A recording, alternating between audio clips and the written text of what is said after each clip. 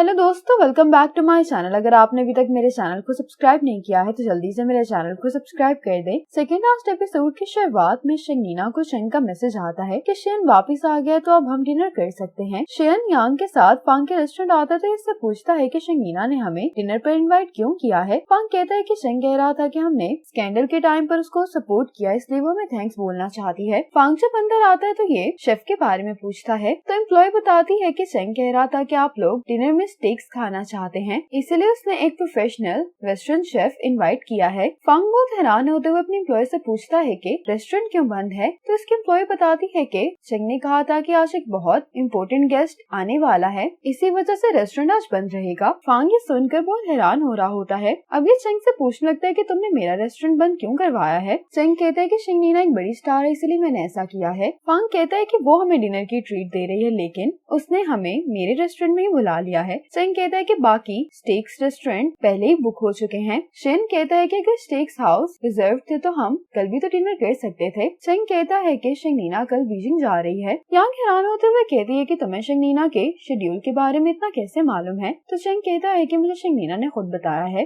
अब शेंगनीना यहाँ पर आकर इन सबको थैंक्स बोलती है तो शेन कहता है कि हम लोग पार्टनर्स हैं तो तुम्हें थैंक्स करने की जरूरत नहीं है, लेकिन शेंग ने हमें बताया था कि ये फोटो फेक है और तुम्हारा अकाउंट हैक हो गया है। ये सुनकर शेंगनीना शेंग को थैंक्स बोलती है। शेंग इन सबके सामने पजल हो रहा होता है तो ये शेफ के पास चला जाता है। अब ये चारों आपस में शेंग के बारे में कुछ बात कर रहे होते हैं तो शेंगनीना कहती है कि तुम लोग शेंग को फिलिएट कहकर क्यों पुकार रहे हो, तो फांग हंसते हुए कहता है कि इसका ऑनलाइन इंग्लिश नाम ये है। शेंग कहता है कि असल बात ये नहीं है, इसके टेक सर्कल में सभी के नाम इस तरह के हैं। ये सुनकर शेंगनीना को याद आता है कि इसके मैनेजर ने भी इसको इसी नाम के बारे में बताया था। डिनर के बाद शेंगनीना शेंग के पास आती है, कहती है कि सबूत ढूंढने में तुमने मेरी मदद की थी और तुम्हारी वजह से ही केबी ने वो वीडियो बनाकर इंटरनेट पर पोस्ट की थी। शेंग कहता है कि हाँ वो मैं ही था और मैंने तुम्हें क्यों नहीं बताया, मैं तुम्हें इसका कारण भी बता सकता हूँ, लेकिन क्या तुम वो सुनने के लिए तैयार हो। शेंगनीना इस बात का जवाब नहीं देती। शेंग शेंगनीना से कहता है कि जिस दिन मैं तुम्हारे घर आया था उस दिन मैंने देखा कि तुम भी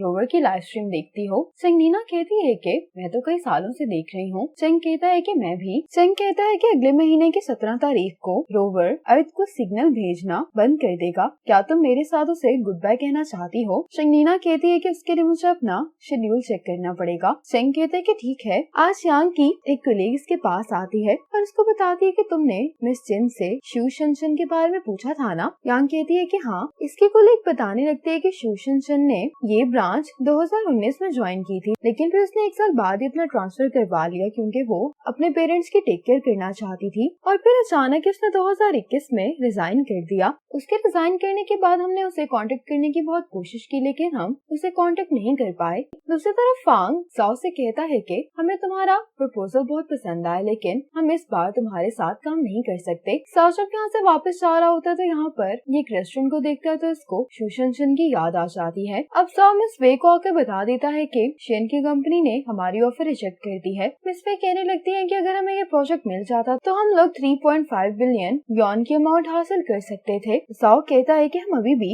ये अमाउंट हासिल कर सकते हैं। मिस वे कहती है कि इन्वेस्टर्स कॉन्ट्रैक्ट के बारे में पूछेंगे, तो जाओ कहता है कि कॉन्ट्रैक्ट हम खुद बना सकते हैं। ये सुनकर मिस वे मुस्कुराने लगते हैं, कहती हैं कि तुम्हारे बारे में मेरी जजमेंट गलत नहीं थी। इतने में यहाँ पर डायरेक्टर गन आ जाते हैं जो कि कहने लगते हैं कि यांग को शू शनशन के बारे में मालूम हो चुका है। ये सुनते ही मिस वे साओ से पूछते हैं कि तुमने तो मुझे कहा था कि तुमने यांग को हैंडल कर लिया है। साओ कहता है कि यांग को नया बॉयफ्रेंड मिल गया है और पैसों से मैं यांग को हैंडल नहीं कर सकता। मिस वे कहती है कि अगर पैसे काम नहीं किए तो उसको चुप करवाने के लिए हमें दूसरा तरीका इस्तेमाल करना होगा। ये सुनते ही साओ डर जाता है, कहता है कि उसको मारने की कोई जरूरत नहीं है। तो मिस वे कहती है कि तुम इतना एक्सट्रीम जाकर क्यों सोच रहे हो। डॉक्टर गन कहते हैं कि इसी वजह से शू शनशन की डेथ हो गई थी। मिस वे कहती है कि वो उसकी चॉइस थी। ये सब सुनकर साओ को बहुत गुस्सा आ रहा होता है। मिस वे साओ से कहती है कि तुम्हें यांग को बाहर लाना होगा। साओ कहता है कि ठीक है। अब साओ यांग से मिलने के लिए आता है। इससे कहता है कि मुझे तुमसे बात करनी है, लेकिन यांग कहती है कि मुझे तुमसे कोई बात नहीं करनी। तो साओ कहता है कि क्या तुम शू शनशन के बारे में नहीं जानना चाहती। अब ये दोनों रेस्टोरेंट आ जाते हैं। यांग साओ से पूछती है कि शू शनशन अभी कहाँ पर है। तो साओ कहता है कि इस सवाल का कोई फायदा नहीं है। यांग कहती है लेकिन क्यों। साओ कहता है कि तुम्हें भी शू शनशन की तरह स्ट्रेंज लोन की फाइल्स मिल गई है ना। यांग बहुत हैरान होते पूछती है कि तुम्हें इस बारे में कैसे मालूम है। साओ कहता है कि जिन कंपनीज ने ये लोन लिए थे तुम उनके बारे में कभी भी पता नहीं लगा पाओगी क्योंकि सारे निशानात मिटा दिए गए हैं। जाओ ने 3 लोगों के नाम बताकर कहता है कि तुम इन्हें इन्वेस्टिगेट करो। यांग कहती है कि यही तो वो 3 लोग हैं जिन्होंने इन लोन्स को रिव्यू किया था, लेकिन इनके बारे में तुम्हें कैसे मालूम है? तो जाओ कहता है कि मैं तुम्हें सब कुछ अभी नहीं बता सकता, तुम मेरी कॉल का इंतजार करना, मैं तुम्हें बताऊंगा कि तुम्हें मुझसे कहाँ पर मिलने आना है। जाओ जाते हुए कहता है कि मैं तुम्हें उस दिन सारी हकीकत बता दूंगा। अब वापस घर जाते हुए यांग शन को कॉल करके पूछते कि तुम क्या कर रहे हो? तो शन कहता है कि मैं एक बिजनेस डिनर पर हूँ। यांग कहती है कि तुम अपना काम करो, ये कहकर ये कॉल बंद कर देती है। अब वापस घर आने के बाद यांग अपनी बनाई हुई रिपोर्ट को देख रही होती, इतने में बेल बजती है। यांग से दरवाजा खोलती है तो बाहर शियन आया होता है। शियन यांग को हक करता है, इससे पूछता है कि क्या तुम ठीक हो? तो यांग इससे कहती है कि तुम्हें कैसे मालूम हुआ कि मुझे अभी तुम्हारी जरूरत थी? शियन कहता है कि तुमने मुझे मेरा पूरा नाम लेकर बुलाया था और तुम तभी मेरा पूरा नाम लेती जब तुम उदास होती हो। शियन यांग से पूछता है कि आखिर हुआ क्या है। अब शियन भी ये रिपोर्ट पढ़ता है। रिपोर्ट पढ़ने के बाद ये यांग से पूछता है कि क्या तुमने फैसला कर लिया है? यांग कहती है कि मुझे अभी भी थोड़ी सी परेशानी हो रही है। शियन कहता है कि तुम जो कर रही हो वो सही है, इसलिए तुम्हें परेशान नहीं होना चाहिए। अब यांग ये ईमेल सेंड कर देती है। शियन यांग से कहता है कि तुम्हें कुछ दिन ऑफिस नहीं जाना चाहिए, मैं तुम्हें घर पर अकेला भी नहीं छोड़ सकता, इसलिए मैं तुम्हारे साथ रुकूंगा। यांग कहती कि मैं तुम्हारे साथ होटल चलती हूँ, इस तरह से तुम्हारा काम भी डिस्टर्ब नहीं होगा, वैसे भी मैंने तो लीव ले ली है। शियन कहते हैं कि तुम सही कह रहे हो, इन हालात में होटल घर से ज्यादा सेफ है। आज यांग शियन के साथ होती, इतने में इसको कैप्टन सन की कॉल आती है। शियन और यांग कैप्टन सन के साथ जा रहे होते हैं, इतने में शियन को फांग की कॉल आ जाती है, जो कि इसको बताने लगता है कि चोजंग ग्रुप इलीगल फंड्स लेने के लिए हमारे प्रोजेक्ट का सहारा ले रहे हैं। शियन कहता है कि लॉयर ने स्टेटमेंट तैयार कर ली है ना, तो तुम जल्दी से पुलिस को रिपोर्ट करो। कैप्टन सन यांग को ऑफिस से लेकर आए होते हैं। यांग जब शियन के पास आती है तो इसको बताती है कि मुझे जो भी मालूम था वो मैंने इन्वेस्टिगेशन टीम को बता दिया है। अब कैप्टन सन आकर इन दोनों को बताते हैं कि हमें मिस वे मिल गई है। जाओ ने उन्हें